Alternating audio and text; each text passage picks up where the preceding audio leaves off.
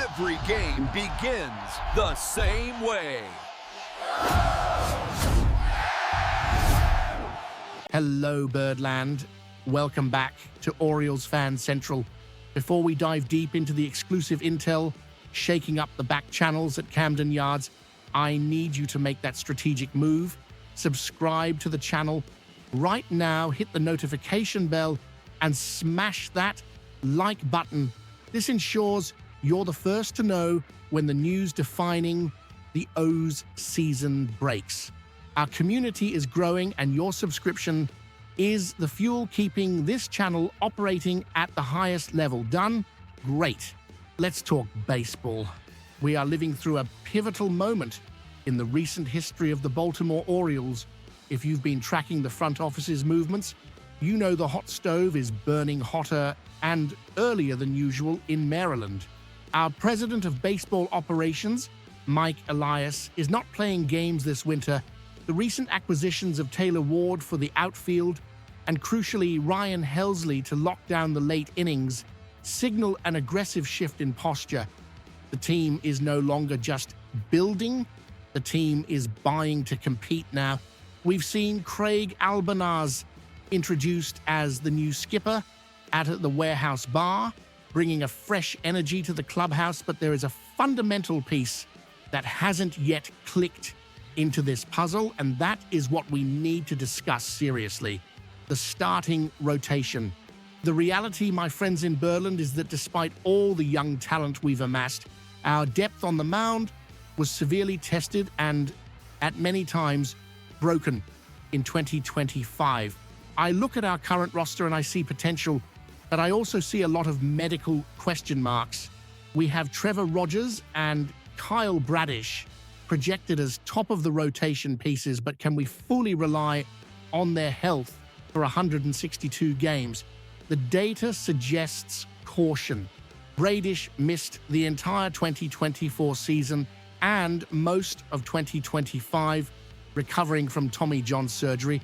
Rogers missed the first month of 2025 with right knee issues. That is an injury history we cannot ignore. If the ambition is to bring the World Series trophy back to Baltimore, we cannot enter a championship season depending on ifs and maybes. Mike Elias knows this. Insider sources and the front office's own demeanor indicate that the number one priority has now shifted. We need a workhorse. We need someone who doesn't just possess elite talent, but offers the best ability a pitcher can have. Availability. The Corbin Burns era in Baltimore, while brilliant, was short-lived, serving essentially as a luxury rental. Now, the mindset needs to be long-term.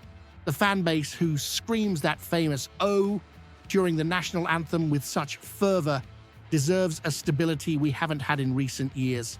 The foundation has been laid with the young hitters, but the house will only stand if we have concrete pillars in the rotation. And this is exactly where the narrative shifts from speculation to strategic movement.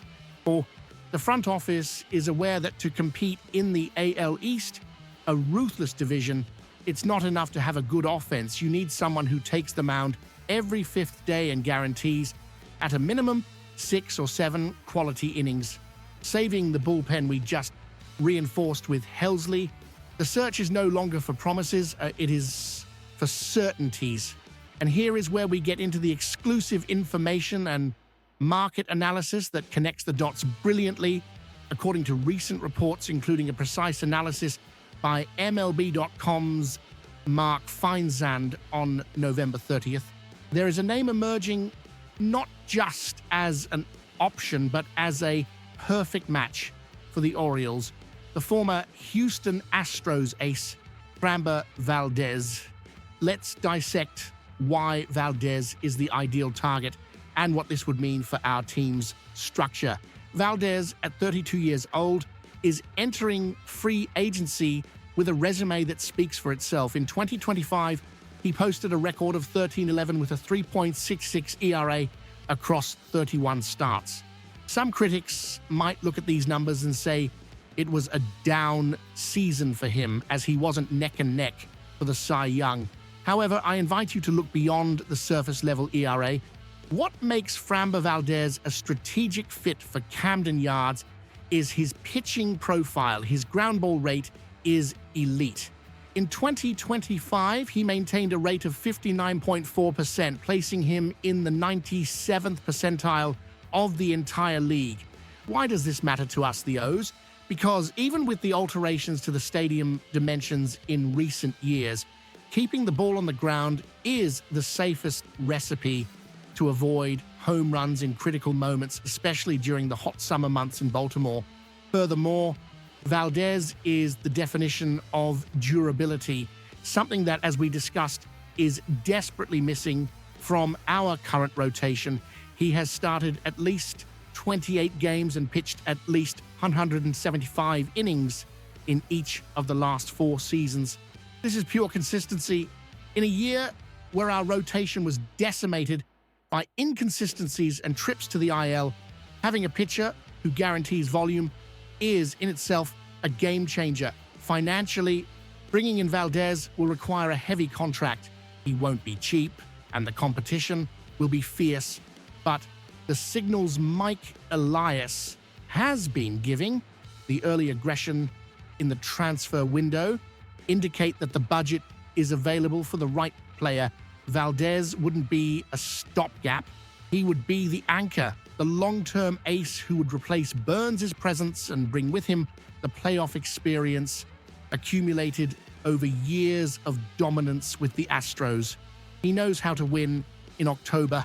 If the Baltimore Orioles want to take the decisive step, stabilizing the rotation with a proven, resilient veteran with a championship pedigree is the logical path. Signing Valdez would send a clear message to the rest of the league and to Birdland. The window of opportunity is wide open and we are going all in.